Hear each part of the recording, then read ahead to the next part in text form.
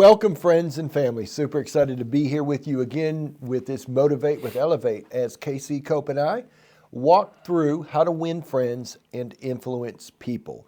And we certainly believe that, learning how to win friends and influence people is something that's never going out of style. If anything, it's only getting more popular in the great state of Tennessee, where I'm born and raised, and Casey's been born and raised. Why is that? Because more people are coming here. And so the more people, the more we got to learn to get on with each other. We're going through now part 3. We're going to start part 3 today of this book, and it's how to win people to your way of thinking. So how do you win people to your way of thinking? Casey and the Strength Finders, one of his strengths is a relator, and another one of his strengths is strategic. So relator looks like, if I had to guess, people probably tell you stories and things that you're thinking like, why are they telling me this? Like, how did I end up being in this situation where they're basically telling me their whole life story? Mm-hmm. I know recently one of our friends went through a bit of a trial, and he said, man, I just need to talk to you. And you're like, oh no, is this guy putting in his 2-week notice or what's going on? But he wanted to talk to you about something way more personal. Mm-hmm. And that's that relator in you that makes people feel like they can share with you deeper parts of our life. And then you have that strategic too.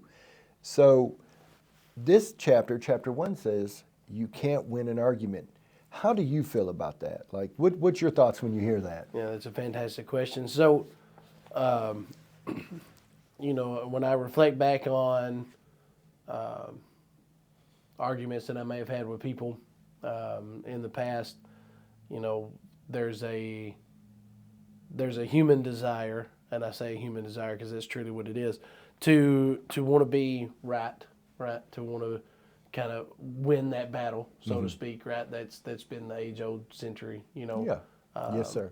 Cain wanted his sacrifice to be better than Abel's, and there's always been that factor of those things, and I think when you reflect back on the arguments that you've had, and just think back on when you've been in those disputes with a friend or a family member or maybe a coworker and stuff. Even if you turned out being right, did you really win that argument? Because you probably don't have the same relationship with that person that you had before you got into that argument. Right. So I think the concept of this chapter, and when you say that to me, when you ask me that question, I think for me it's you can't win an argument, because in the process you're going to wind up losing more than just whatever subject you may be arguing about. I think that's what it means to me. Yeah, I like that. I was interesting. It says in here, and on page 112 it says, so figure out for yours, if you argue and rankle and contradict, you may achieve a victory sometimes, but it will be an empty victory, because you will never get your opponent's good will. So figure out for yourself, which would you rather have? An academic theoretical victory, or a person's goodwill, which is exactly what you just said. You can seldom have both. Right. So that just backs up 100%. Yeah, and that there's a lot of things that go in that, and is this book saying that you can't? It's not saying that you got to agree with everybody, right? It's not saying that I have to agree with you no matter what you say in order to avoid conflict. Right. It's a new mindset of how to approach that conflict. Right. Right. So I think it would be amiss for us not to mention that we're not saying you can't have conflict with somebody. We're not saying that you should just agree with everything you hear just to avoid that conflict. But there's a right way to be right and a wrong way to be right. Right. What would you say, Casey, you would err more on? I really love that you acknowledge that, right? Yeah. So for people that have the thought of, sometimes when you read a book like this, it can make you be a phony, right? Because I think that's kind of what, underneath some people, they're saying, well, man, that's just not being genuine to who I am. I can't agree with somebody if they're wrong. Okay, we get that, right? I was 17 at one time too. I was 13 too, right? So I get that. Now, that's kind of a joke, but it's kind of not a joke because at certain times in our life, I feel like we feel more pressed to defend our rights and who we are as a person. And then we get in maybe our 30s and all of a sudden it doesn't seem to matter as much about who's right because now I live with this woman and these are my children and I've got to see them every day. And so we got to realize proving that I know more than you or that I'm right at the end of the day probably isn't the best strategic method. No, definitely not. But also, and I love what you're saying, Casey. So I asked you a question, but I'm going to answer it for myself first, and I'll let you answer. For me, it's a lot easier not to avoid the situation. Like I can sweep it under the rug pretty quick. The issue for me is I'll do that so many times that when I finally had it, and it may not even be over the thing that got me upset. You know what I mean? Like I could really be harboring some issue over here, but now you're going to see it spew out because I didn't address it. And it can look a lot worse than what it really is. So it's very unhealthy not to address things. But this is, again, if we go right back to page number 1, at the beginning of this section, what we are talking about here is how to win people over to your way of thinking. So how do we get them to our side? And do we do that by arguing? The answer is no. But now for you, which comes easier, to passively overlook it or to confront it? So I don't necessarily believe in the overlooking section of those things. I just don't. I believe for me, it's hitting it head on and just asking the question of what's the issue, and getting that out or owning the issue, right? Like if it's something that I know for a fact that I'm the one that caused or I'm the one that messed up that caused this issue or that issue or whatever that might be, just owning that right off the bat, and just saying, hey, look, I know that I caused this issue. I know that I did this wrong. Here's what I'm doing to fix things.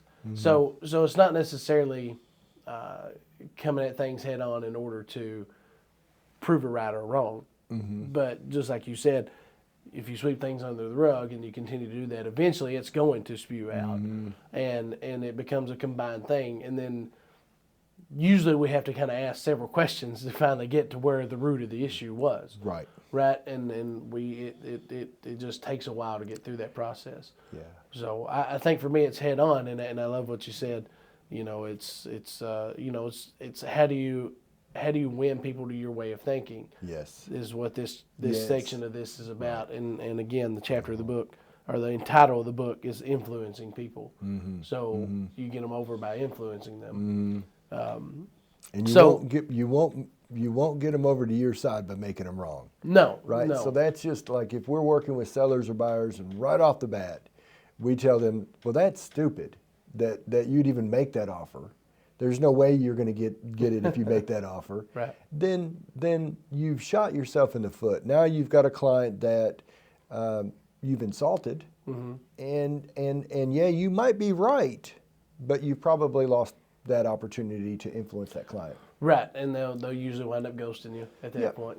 So it's very important to just like the chapter we talked about today. It was talking about saving face. Sometimes you kind of take that humble back road, in a lot of ways, and just say, look, I know that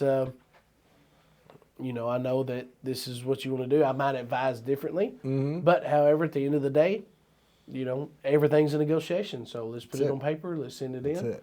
And what I tell the agents a lot of times when I'm training them is, look, let the seller tell them no. Don't you not be the one telling them no. If I list a home sometimes, and you always get that agent feedback, I know that the other agents will eventually say this is too high. And I'm going to tell you the truth in the beginning, but I'm not going to beat you over the head with the truth. I'm going to let you make your decision, and hopefully we'll eventually get there if we don't get right off the bat. So sometimes, I hope you're right. Like I'm hoping you're right. Yeah, and there's been on a couple of occasions I know that we've listed Oh, where yeah. The seller said, "No, I'd rather go here," and then we Yeah. actually got it. Yeah, and we're you like, know, man, I'm so- glad I didn't insert my mouth and put my foot in it right there. Yeah. And I let them be what in my mind is wrong, but they were right. So it made me look foolish by being that way. So, different ages, different stages. In our 20s, we're probably a little more aggressive. By the time we get in our 30s, if we're paying attention, maybe we've learned about how to live with people. And hopefully as we get older, we can persuade people over to our side. You and I recently had a little disagreement, and I really think, looking back on that, I like the way we handled it. I talked to my good friend and your friend, Duke Davis, afterwards, and he's like, Elijah, in a lot of places, if somebody would have had a disagreement like you and Casey had, and you both are pretty strong-willed men, so he said, but in a lot of offices, you wouldn't have heard, "I'm sorry, if I upset you, I didn't mean to." The words that came out even during a conflict was very healthy. We don't want conflict, but what I think that me and you often remember, even sometimes when you believe in your way, you're 100% accurate. And I think, maybe I'm just trying to throw out some different perspectives. But at the end of the day, and this is what all good working relationships have, and hopefully all good marriages have, is that we're pulling for the same team. Like, we're going in the same direction. Your way of getting there may look a little different than my way, and so let's discuss that. Let's have an open discussion. Right. And I think with that too, guys, timing is very important. When you approach those, how you approach it and when you approach it. So I think for me, sometimes I just want to get it out there and let's talk about it. But then also there is the right time. So I want to encourage you all as we wrap up today. This is just how to get people over to your way of thinking. If you have something that you want to help somebody else get towards your point of view, think about how to do it at the right time and the right way. I think both of those things are super important. And if you miss either one of those, Casey, you could have the right way, but if you present it at the wrong time, it's not going to work right. And then I want you all to remember this too. Like Casey and I, we're both fairly strong-willed people. I have a lot of respect for Casey, super intelligent man. At the end of the day, we're pulling for the same team. We're going in the same direction. So when you're in the heat of those battles sometimes, as the leader, in that relationship, as the husband or the wife, the one that's going to be mature, you just kind of need to zoom out and say, hey, look, are we really arguing about something that we're both kind of wanting the same result on? Right. And so that's super important to keep those things front of mind. Hope you all have a great holiday weekend. We know Christmas is right around the corner and the New Year. So from KC and I, from Team Castelli, here within the Elevate community, we wish you a Merry Christmas and a Happy New Year. No, sir.